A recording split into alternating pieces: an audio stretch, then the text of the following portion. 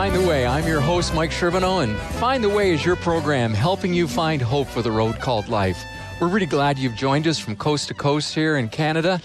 And today, as we continue in our series called Climate Change, we're going to be unpacking some of the joys, the challenges, and the great opportunities to be effective parents. Now, I can't do this show on my own, so I've got two special guests that work with children and work with teenagers. I got Jenn Wiebe here in the studio. Hi, Jen. Hello. Glad you're here. Thank you for having me. Steve Roukema. Hey. Did I say that right? You said it right. That's pretty good. I Nice. nailed it. Right. Right You're out not of the even park. Dutch. Wow. Okay. And Jen, just tell us a little bit in a nutshell, what do you do for fun and for a living? For fun. I hang out with kids. I have the best job in the world. I hang out with kids during the day. I also have two kids at home, and I get to just partner with parents, hang out with them, and get to hear their story. But I also love to play hockey. You like to play hockey? I do. You were a professional hockey player. Well, some might say, but no, not professional. I certainly try for it. But, I do know how to throw the puck around a little bit. You can toss the puck I around. do, So, I do. Great respect. And I also understand you have pretty good elbows in the corner, but Oh, yeah. maybe that's Oh, one yeah. of the parenting skills we'll talk about. And also we have Steve. Steve, you and Jen both pastor together at the same church where I'm at, and it's called Mountain Park Community Right. Church. How cool is that? That's great. Yeah. And you lead a ministry to who? To youth and young adults right now. Yeah. I've been doing at Mountain Park Church for 6 years now. It's actually the 6-year anniversary yesterday. So, Wow. yeah, it's been a good time. Been challenging, but also been exciting all at the same time. So you work with middle school kids, high school kids as well? Yeah. So when I was for middle school, it was grades 6 to 8. And then, yeah, also high school students up to grade 12. You have a few children of your own. I do. I have 5 children. Yeah, 2 Just in a middle few. school. Yeah, 5 kids. So 2 in middle school, 2 in elementary, and then I have a 1-year-old as well. So any church would be glad to have you. You got a ready-made youth group. That's right. That's Pretty right. much. Okay, so we're going to come back. We're going to be talking a little bit about some of the challenges in raising children. But today I'm going to be unpacking in just a moment a passage of Scripture that's found in the book of Proverbs. And Proverbs is a book of wisdom. And it's a verse that says, train up a child in the way he should go, and when he is old, he will not depart from it. So a good question is that true? Can you really believe it? Does God's word stand the test? We're going to be back to talk about that here on Find the Way.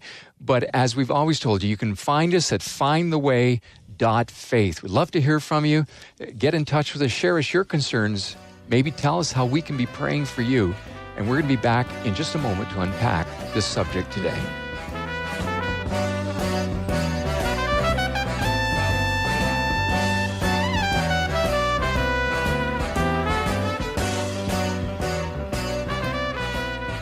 I don't think there's any of us listening today that if you're a parent or grandparent or even living next door to someone's kid, you want to see that kid come out on top. You want to see them survive.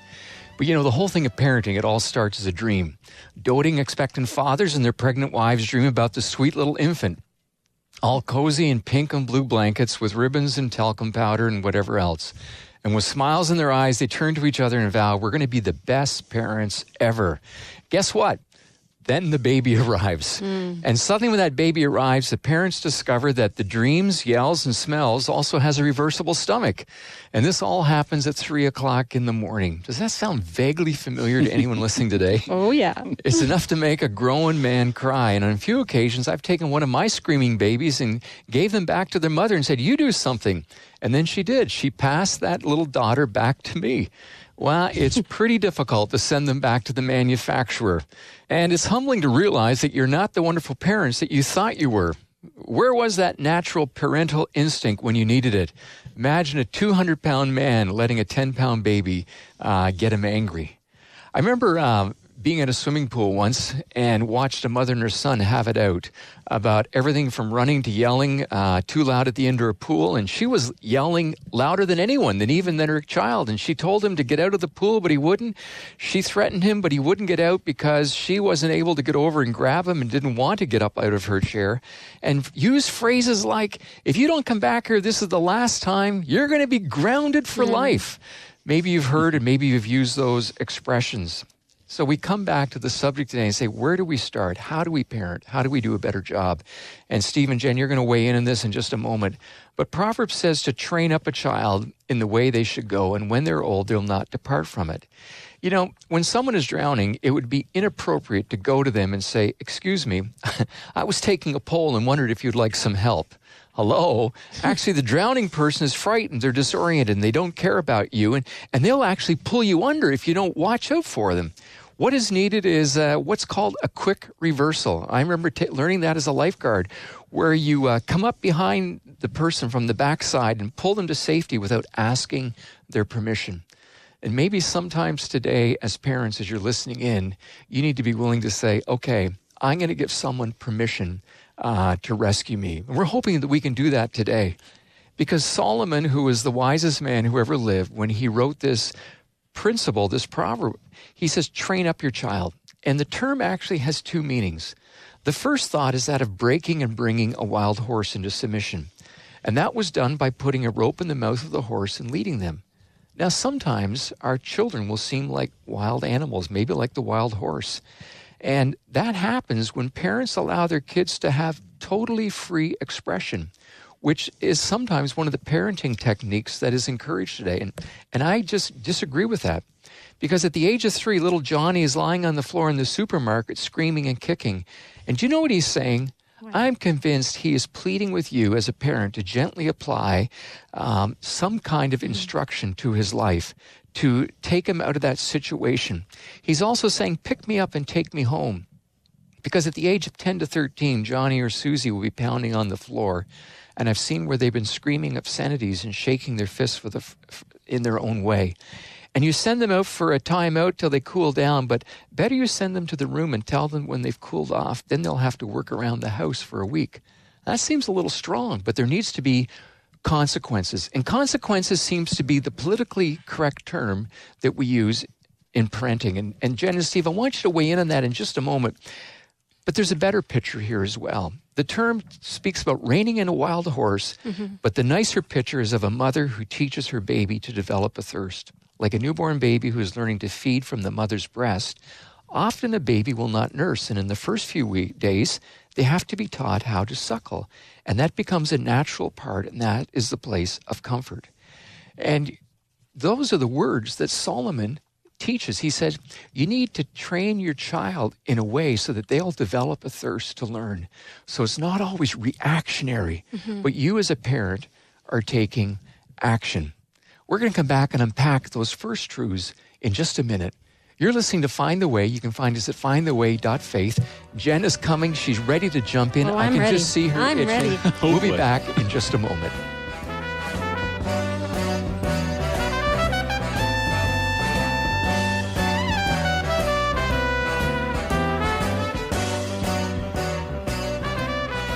Welcome back to Find the Way. I'm Mike Sherbino, and Jenn and Steve are here today as we're talking about helping your kids come out on top. And we've talked about that word, train up a child. It's not just enough to, the picture of reining in a wild horse, but it's also the picture of developing a thirst. But the interesting thought, and I thought for you, Steve, is that when he says a child, it means someone through all the stages of life, from infancy to when they leave home.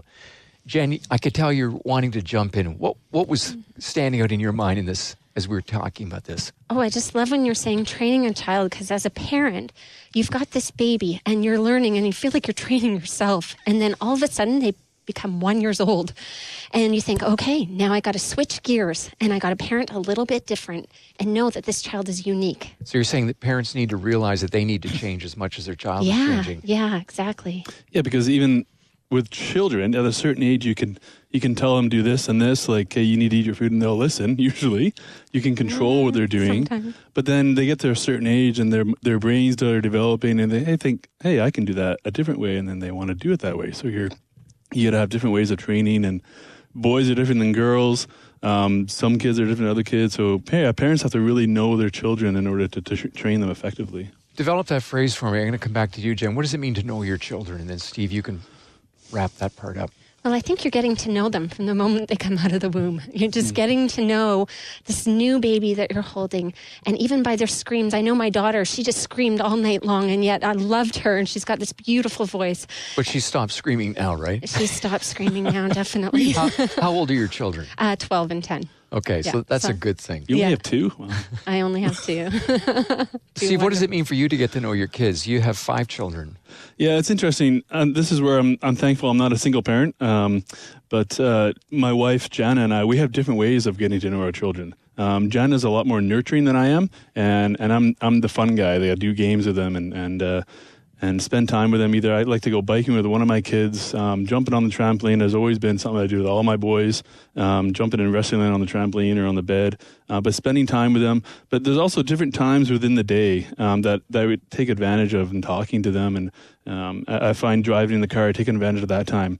What do you mean talking to them? What would you talk to them about? And then I'm going to ask you, Jen, what do you talk about to your kids? Well, it depends on the age, but with the middle school kids, just ask them questions about their day. What was not necessarily, hey, how was your day? Because it's going to be a one-word answer or a whatever, or I don't know, or be a little more specific. Like, and what your kids learn at school? Yeah, well, exactly. Nothing. I don't know. Exactly, nothing. Why are you going? But or what was your favorite part of the day? Would be all recess. But just saying what was a highlight of your day, or a question like what made you laugh today, or something like that, and then dialogue happens from there. So you're trying to draw them out. Trying to draw them out with open-ended questions. Jen, what do you do with younger children? I also love talking about their passions, things that just get them excited. A child that just loves to teach sometimes may appear bossy when they're really young, but you get to see that gift of teaching that their father has given them. And I just love to see that. Or a child that's just singing all the time. And to talk about that. Do you love to sing? And just to talk about things they're passionate about. For me, it would have been hockey as a child, asking me a little bit about that. And it's just a connecting point. So if somebody has a little girl, say 6 or 7 years of age, what would you do if you were meeting them for the first time? Because you do that. Kids come to you all the time. Parents bring to you their children. What do you say to them? Well, I often get down to their level, look them in the eyes and smile. But I often just ask them questions. And then as you start this conversation, you start to see the things that they're passionate about. Just recently, I was talking to 2 kids in the church, and they were sharing about their passion for animals. And we just kept talking about animals. So that was really cool. And I would think that as you do that, you build a friendship, a sense of camaraderie. Relationship. Like I think of teachers that impacted me when I was younger, and they seem to express a great interest in me. How do you do that with teenagers, Steve? With teenagers, it's meeting them where they're at, whether that's an environment or the journey that they're in right now, getting to know a little bit about their background. And same thing, I think asking them questions about their life and encouraging them. I think middle school, doesn't matter what age the teenager is, I think they really need affirmation. How do you do it as an older person? You know, you're a real old guy. You know, you got to be at least 40 or something. At least. No, so, like, how do you relate to a 15-year-old? And I know it's one thing if it's your kid, but you work with a lot of teenagers. And he's got a lot of energy. How do you do that? Like, what do you talk to? Help me out. Well, help parents out. That's part of it. Is Jen says. Energy. It has to be exciting to myself. I have to have that joy for living life the way I do, and showing them, okay, this is how I live life. I love life and the things that I'm doing in life. But then when they see that, I think they desire that as well. They want to be joyful as well, and go through their days in more of a positive way. We're going to pick it up in just a moment. We're going to come back and hear more about what to do as you raise your kids. But first, we're going to listen to a song by Hillsong called Lord, I Give You My Heart. This is my desire to honor you, Lord, with all my heart, I worship you.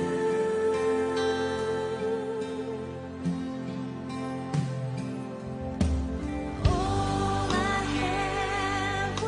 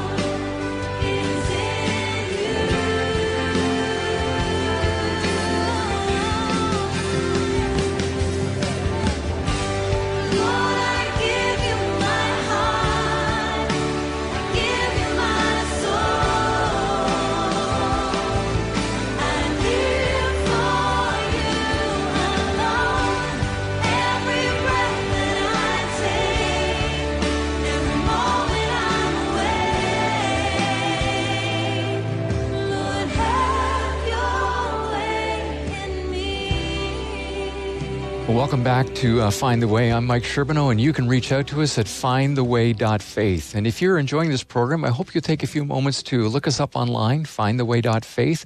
There's a place also where you can partner with us, because this program goes coast to coast through the generosity of people who are listening in. And as we're talking today about families, this is a program that you can download from our website. You can watch it over again. You can share it maybe with, if you're a grandparent, perhaps with your own kids, and so that they can be thinking about how they can better parent their children. Maybe as a group of parents, you might want to sit around and listen to the show again and just say, hey, what can we take from this? How do we do parenting better? Because when Solomon wrote to train up a child in the way that he should go, the child is a reference to someone who's going through all the stages of life, from infancy through launching for marriage. So that's quite an interesting phrase. But he says to train up the child in the way should go. And this is where I want to pause for a moment, because when he says in the way, it means that training up a child is something that you do by paying attention to your child's individual gifting or their bent, the way they're shaped. And the word way is actually a Hebrew word which suggests the idea of a characteristic.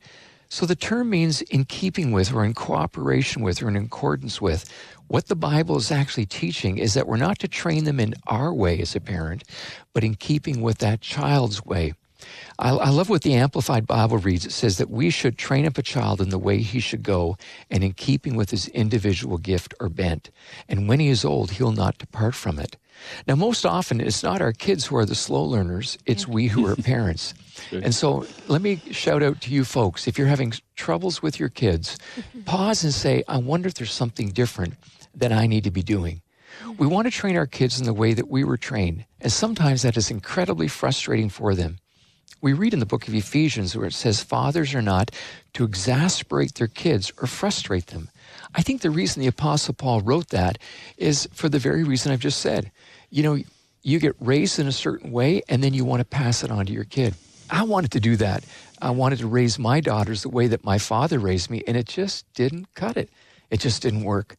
And so then we go on and we say, well, what do we have to do? So if I'm going to raise them in the way that's in keeping with their bent, I need to be adaptable and I need to be sensitive, because the way is a reflection of what God's design is for my child.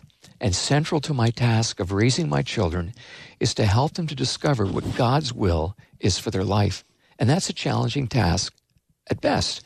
And then it says, train them up in the way that they should go. So it implies that a significant time has been spent by the parents in mentoring and training. And Steve and Jen, you're here with me today, and I want you to talk about that in just a moment. How do you build in a discipline every day?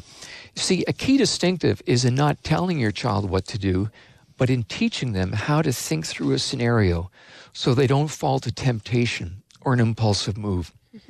In Psalm 119, the psalmist speaks some incredible words of wisdom. He describes the youth who is on this path.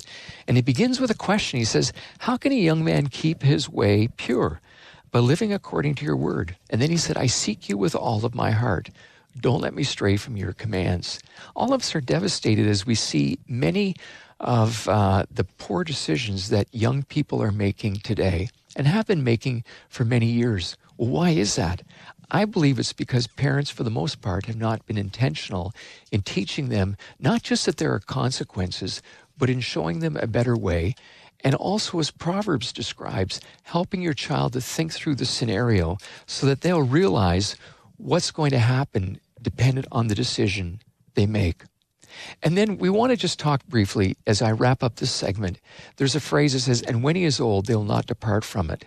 What we find here is the completion of a proverb. It's not a promise, but there is an indicator that if you're active in the parenting role, your child will make the right choices. Growing old refers to having hair on their chin.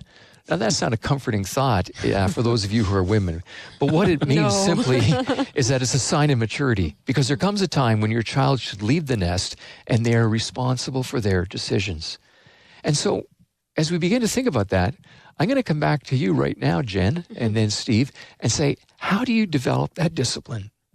How do you speak life into this long process that just doesn't happen overnight, but it's a commitment for that, 18 to 20 years. And even now with my kids who have grown up, I'm finding I still need to learn to parent long distance, even when my kids have left home.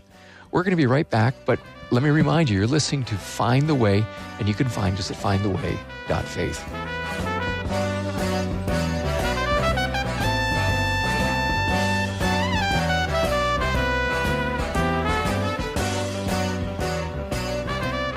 Well, welcome back to Find the Way. I'm Mike Sherbino. I've got Jenn Wiebe with me and Steve Roukema. I'm so glad you guys are here as you lead ministries at Mountain Park Community Church in a strange part of the world called Abbotsford. Yeah, very strange. No. Where's that? But anyhow, how cool to have you here today.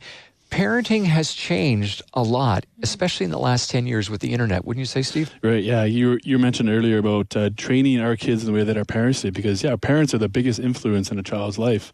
And I know my parents were a big influence in my life, but my parents didn't teach me anything about internet or how to deal with my smartphone or YouTube or anything like that, right? So this is the first parent generation that has to deal with the challenges of the internet with your devices and so on, and video games are way more than they were when I was a kid. So you're going to throw a downer on us all and say, just get rid of all your kids' Absolutely not. Absolutely not, because internet can be used for great things as well. There's so many different resources out there. We just have to be pointed in the right direction. What do you do with your kids?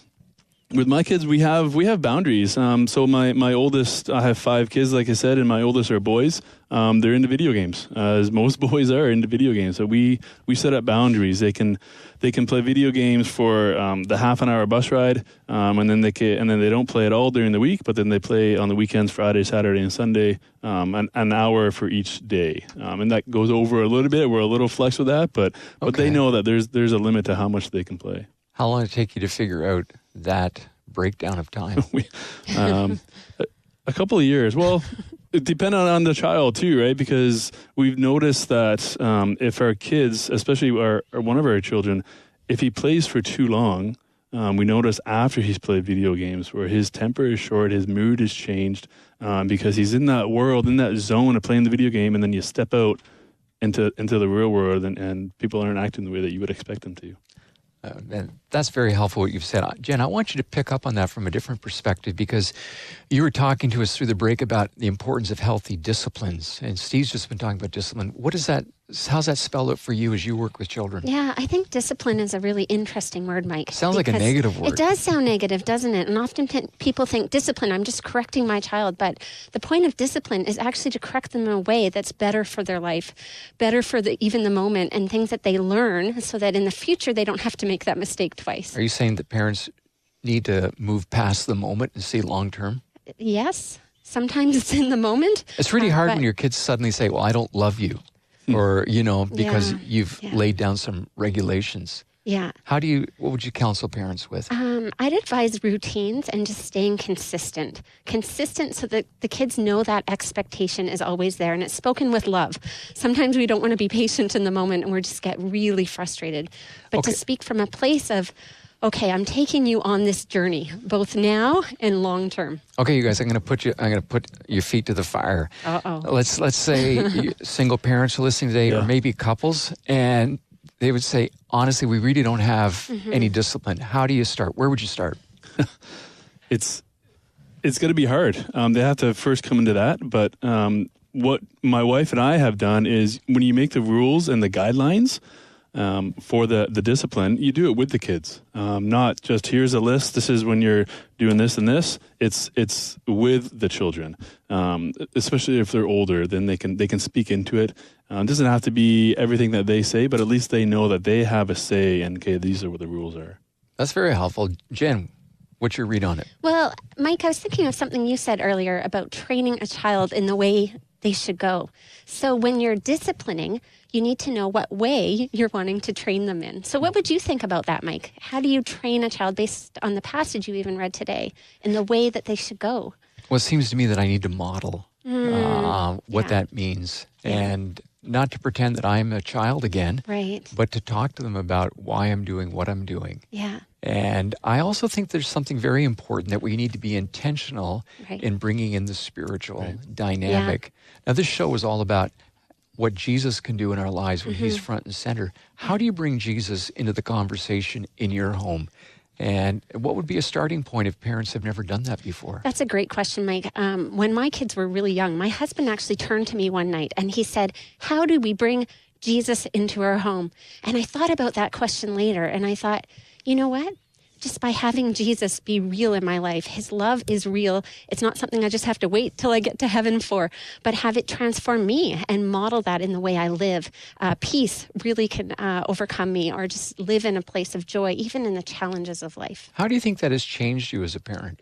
Oh, it's changed me night and day. One example. One example, it's hard to pick one, Mike, but it would probably be even at night, you know, when I'm having my own challenges as a parent or my own meltdown moments, saying, you know what, mommy needs a bit of a timeout where I can just spend some time with my Father who strengthens me. Your Heavenly Father. My Heavenly Father, yeah, Okay. who gives me that patience that I wouldn't normally even So have. you actually pause and take some time to pray I and do. pull back. And And sometimes I'm surprised. I have so much patience in this moment. I didn't think I normally would.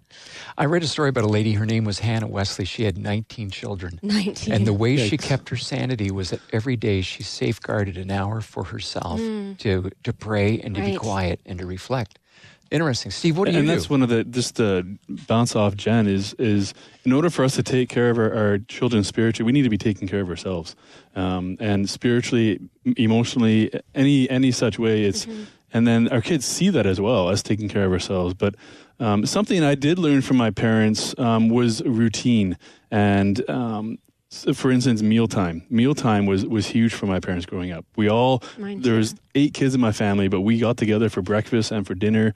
It worked out in our schedules. But not only that, we got together, but we also read the Bible and prayed for every meal, before and after every meal. So there was a key part of our family life. So that became, and it was a key part of my wife's, Jana's family as well. So when we had kids, that just became a no-brainer. Okay, this worked well for us to keep Jesus at the center of our home. We're going to continue doing this as well. Not that it's a legalistic or something that you have to do. It's something that, yeah, we really want to do this because we see the value.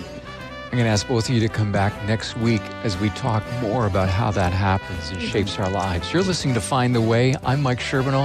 I hope that you'll open up your heart today to the love of Jesus, and you can do that by simply saying, Lord, I want to start walking with you. And if you call out to him that way, he will hear that prayer. Why don't you call us at Find the Way? Write to us at findtheway.faith, and there's a phone number there you can call as well. We'd love to chat with you. Thanks for being with us Thank today. you so much.